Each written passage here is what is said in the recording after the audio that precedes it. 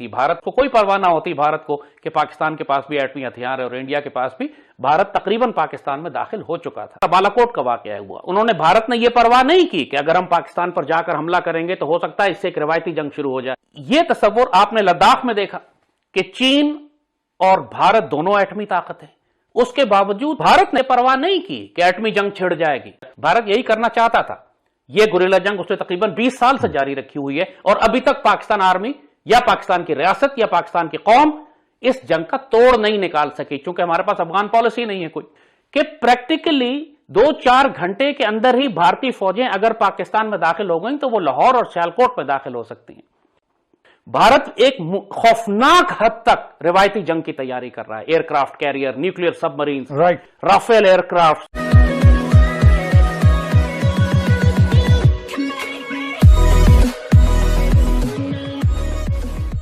नमस्कार दोस्तों, अगर आप पाकिस्तान में किसी मीडिया को देखेंगे तो वो ये डिस्कस कर रहे होंगे, ज्यादातर मीडिया, कि भाई इंडिया के साथ ट्रेड कैसे शुरू किया। भले उनको पसंद नहीं है, लेकिन इंडिया के साथ ट्रेड कैसे शुरू किया जाए, इंडिया के साथ आगे वाली सिचुएशन कैसे बेटर की जाए, क्योंकि इंडिया के साथ अगर ट्रेड हम शुरू करते हैं तो महंगाई कम होगी, बेरोजगारी कम होगी, एक हमारे व्यापारियों को एक मार्केट मिलेगा, वगैरह वगैरह, इस टाइप की बात है। लेकिन अगर आप जैद हामिद को जब भी सुनोगे ना तो वो कहेगा कि भाई इंडिया बहुत बड़े लेवल की तैयारी कर रहा है, जो हो भी सकती है, उसमें कोई मना भी नहीं कर रहा, और हो सकता है कि 3-4 घंटे के अंदर अंदर वो लाहौर पहुंच सकते हैं। अब लाहौर अगर लाल बहादुर शास्त्री जी पहुंच सकते हैं तो अभी तो मतलब जमाना बहुत बदल चुका है। इसके ऊपर 50-55 साल बीत गए 1965 के बाद से, तो अब सिचुएशन बहुत विपरीत हो चुकी है, मतलब एकदम से इंडिया की फेवर में है। और हथियार हमारे पास ऐसा है ना कि 3-4 घंटे भी नहीं, 1-2 घंटे में हम लाहौर पहुंच जाएंगे। लाहौर सियालकोट, मतलब जो यहाँ पर कह रहे हैं, मैं उसको समर्थन करता हूँ। इसी के साथ ये वीडियो शुरू करते हैं। स्टेक होल्डर्स बशमूल एस्टैब्लिशमेंट, क्या एक डायलॉग मुमकिन है? पाकिस्तान की रियासत को हर हाल में कन्वेंशनल वॉर के लिए तैयार करना। बालाकोट का वाकया हुआ, उन्होंने, भारत ने यह परवाह नहीं की कि अगर हम पाकिस्तान पर जाकर हमला करेंगे तो हो सकता है इससे एक रिवायती जंग शुरू हो जाए। भारत को कोई परवाह ना होती भारत को कि पाकिस्तान के पास भी एटमी हथियार है और इंडिया के पास भी, भारत तकरीबन पाकिस्तान में दाखिल हो चुका था। नतीजा उसका क्या हुआ? देखिए, सिर्फ एटमी जंगें दुनिया में मुल्कों के दरमियान नहीं होती। यह तस्वुर आपने लद्दाख में देखा कि चीन और भारत दोनों एटमी ताकत है, उसके बावजूद भारत ने परवाह नहीं की कि एटमी जंग छिड़ जाएगी। भारत ने क्या किया 2002 के बाद, अगर आप देखें, जब से 9/11 के बाद अमेरिकन अफगानिस्तान में आए तो भारत ने अपनी जंगी हिकमत अमली तब्दील कर दी। रिवायती जंग के बजाय उसने रिवायती जंग से नीचे गुरिल्ला जंग पाकिस्तान के खिलाफ शुरू कर दी।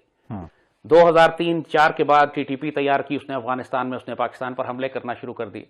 बीएलए को दोबारा तैयार किया, उसको जो जगह मिली अफगानिस्तान में, उसने अफगानिस्तान से पाकिस्तान के खिलाफ एक बाकायदा उसी तरह की जंग शुरू कर दी जिस तरह पाकिस्तान ने उससे कबल सोवियत यूनियन के खिलाफ अफगानिस्तान में की थी। बाकायदा एक गुरिल्ला जंग पाकिस्तान के खिलाफ। या एटमी जंग शुरू हो जाए, भारत को तो यह खौफ नहीं है, वो तो करता है ये, क्योंकि इंडिया ने एक मिलिट्री डॉक्ट्रिन बनाई 2002 के बाद। 2002 में उनको तकरीबन 20 दिन लग गए अपनी फौज को आगे लाते हुए। ये वक्त हमें मिल गया कि हमने भी अपनी फौजें लाके खड़ी कर दी। इसका इलाज भारत ने यह निकाला, उन्होंने कहा कि अब हम अपना सारा मिलिट्री स्टोर जो है, अपना फ्यूल, एमुनिशन, अपना वेपन, अपना इक्विपमेंट, अपना तोपखाना, टैंक, सब सरहद के साथ रखेंगे लाके, ताकि पाकिस्तान के अंदर दाखिल होने के लिए हमें ज्यादा वक्त न लगे। इसको उन्होंने नई डॉक्ट्रिन बनाई, नाम दिया इंडियन कोल्ड स्टार्ट। आपने नाम सुना होगा जनरल राहील का मशहूर जुमला, कोल्ड स्टार्ट हो या हॉट स्टार्ट, हम तैयार हैं। वो जनरल राहील ने जिस कोल्ड स्टार्ट की तरफ रेफरेंस हवाला दिया था वो यही इंडियन डॉक्ट्रिन है कि पाकिस्तान की सरहदों के पास आज भी तमाम भारतीय फौजें पाकिस्तान की सरहदों के इतना नजदीक हैं और उस तमाम असला और एमुनिशन उनके पास मौजूद है कि किसी भी लम्हे वो पाकिस्तान में दाखिल हो सकते हैं। 6 घंटे के नोटिस पे पाकिस्तान को तैयारी का मौका भी नहीं देंगे वो। कि इस वक्त इंडिया के जो इंडिपेंडेंट बैटल ग्रुप्स हैं, जो उनकी कोल्ड स्टार्ट डॉक्ट्रिन है, और पाकिस्तान के जो शहर हैं वो भारतीय सरहद के इतना नजदीक पहुंच चुके हैं कि प्रैक्टिकली 2-4 घंटे के अंदर ही भारतीय फौजें अगर पाकिस्तान में दाखिल हो गई तो वो लाहौर और सियालकोट में दाखिल हो सकती हैं। और अगर भारतीय फौजें उनके इंडिपेंडेंट बैटल ग्रुप पाकिस्तानी शहरों में दाखिल हो गए, फिर आप गजनवी मिसाइल किधर फायर करेंगे? क्योंकि इंडिया को भी मालूम है कि आपकी मिलिट्री डॉक्ट्रिन क्या है। आपने कन्वेंशनल वॉर पे रिलाय करने के बजाय टैक्टिकल न्यूक्लियर वेपन्स पे रिलाय किया हुआ है, उन पर आप भरोसा कर रहे हैं कि इंडिपेंडेंट बैटल ग्रुप्स को वो रोकेगा। और इंडिया इसी को, जैसे कहा कि एटमी ताकत से बचने के लिए, कन्वेंशनल वॉर से बचने के लिए इंडिया सब कन्वेंशनल चला गया। उसने एक गैर रिवायती जंग आपके खिलाफ शुरू कर दी, मशरकी पाकिस्तान में भी और टीटीपी के जरिए भी। آپ ایک سپاہی مروائے بغیر آپ کے 12,000 سپاہی شہید کروا دیے، افسر جوان 1 لاکھ پاکستانی شہید کروا دیے. تو جب آپ ایک ڈاکٹرن بناتے ہیں تو دشمن اس کو کاؤنٹر کرنے کے لیے کاؤنٹر ڈاکٹرن بھی بناتا ہے.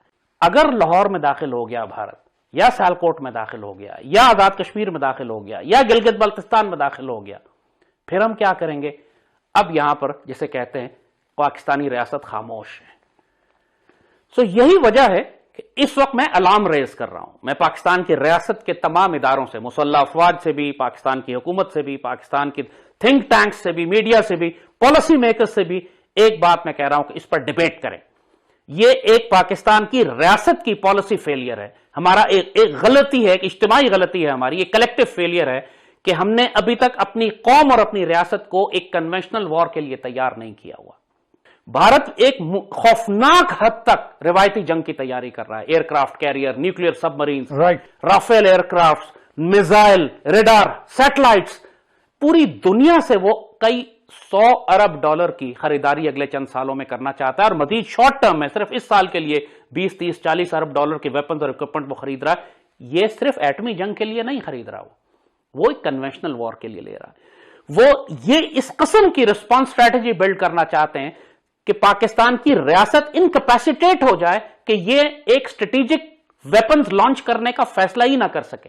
ریاست کو جس طرح مشرقی پاکستان میں انہوں نے فوج کو اتنا پھنسا دیا کہ پاک فوج مزاحمت ہی نہیں کر سکی بھارت کی، تمام تر مزاحمت کے باوجود اسٹریٹجی انہوں نے اس طرح کی بنائی کہ 8-9 مہینے پوری 8-9-10 ہزار پاکستانی فوجیوں کو انہوں نے پورے مشرقی پاکستان میں بکھیر دیا کہ جب بھارت نے باہر سے حملہ کیا تو وہ فوج اس کو روکنے کے قابل نہیں تھی. یہی رسپانس اسٹریٹجی، یہی اٹیک اسٹریٹجی اب انڈیا بلڈ کر رہا ہے کہ وہ پاکستان کو نیوکلیر تھریشولڈ تک جانے نہیں دے گا، پاکستان کے شہروں میں اتنی تباہی مچا دے گا یا داخل ہو جائے گا تو پھر آپ ٹیکٹیکل یا اسٹریٹجک نیوکلیر ویپن کس کے خلاف استعمال کریں گے. اور پورا پاکستان جانتا ہے ہمیں 1 لاکھ پاکستانی شہید ہو چکے ہیں. پاکستان آرمی کے GHQ میں پاکستانی آفیسرز یونیفارم پہن کے نہیں جا سکتے تھے چونکہ GHQ کے گیٹ کے اوپر حملے ہو رہے تھے، دہشت گرد چھپے ہوئے تھے. لیفٹیننٹ جنرل مشتاق بیگ GHQ کے گیٹ پر شہید ہوئے تھے، ان کی گاڑی. پاکستان آرمی کے کم از کم 4-5 جنرلز آپریشنز میں بھی اور اپنے گھروں میں بھی جمعے کی نماز پڑھنے گئے مسجد میں شہید کر دیا. پریڈ لین کا واقعہ ہے راولپنڈی کا. جنگ یہاں تک آ چکی تھی، اس تقریباً پاکستان شکست کھا چکا تھا اور بھارت کا ایک سپاہی نہیں مرا تھا. بھارت نے جنگ کا نقطہ نظر طریقہ ہی بدل دیا. اس نے ایٹمی جنگ یا روایتی جنگ کرنے کے بجائے گوریلا جنگ پر آ گیا. گوریلا جنگ اسی طرح کی جیسے مکتی بانی نے مشرقی پاکستان میں 8-9 مہینے پہلے برپا کی، اور جب پاکستان آرمی پوری طرح پھنس گئی، شکست خوردہ ہو گئی، اس کے بعد یہ فوجیں لے کے اندر داخل ہو گئے. بھارت یہی کرنا چاہتا تھا. یہ گوریلا جنگ اس نے تقریباً 20 سال سے جاری رکھی ہوئی ہے اور ابھی تک پاکستان آرمی یا پاکستان کی ریاست یا پاکستان کی قوم اس جنگ کا توڑ نہیں نکال سکی، چونکہ ہمارے پاس افغان پالیسی نہیں ہے کوئی. ابھی تک افغانستان کے اندر سے مسلسل TTP اور BLA کے دہشت گرد آ رہے ہیں، پاکستان کی ریاست پر حملے کر رہے ہیں. سو بھارت نے تو جنگ کرنے کا انداز بدل دیا. اس کو کوئی فرق نہیں پڑا کہ پاکستان ایک ایٹمی طاقت ہے. آپ نے ابھی دیکھا نگورو کاراباغ میں، آرمینیا میں آذربائیجان نے کس طریقے سے روایتی جنگ کی، لیکن دونوں کے اتحادی پیچھے پیچھے ایٹمی طاقت ہی تھی، ایک کے پیچھے روس، ایک کے پیچھے امریکہ، ان کا آپس میں ان کے. سو بھارت نے 9/11 کے بعد یہ کیا کہ پاکستان کے خلاف ایک غیر روایتی جنگ شروع کر دی. مگر اس غیر روایتی جنگ کی وجہ سے بھارت نے اپنی ذہنیت اور حکمت عملی نہیں تبدیل کی. وہ ہر وقت روایتی جنگ کی تیاری کرتا رہا ہے اور آج بھی کر رہا ہے. کئی مرتبہ ایسے موقع آئے کہ جب بھارت نے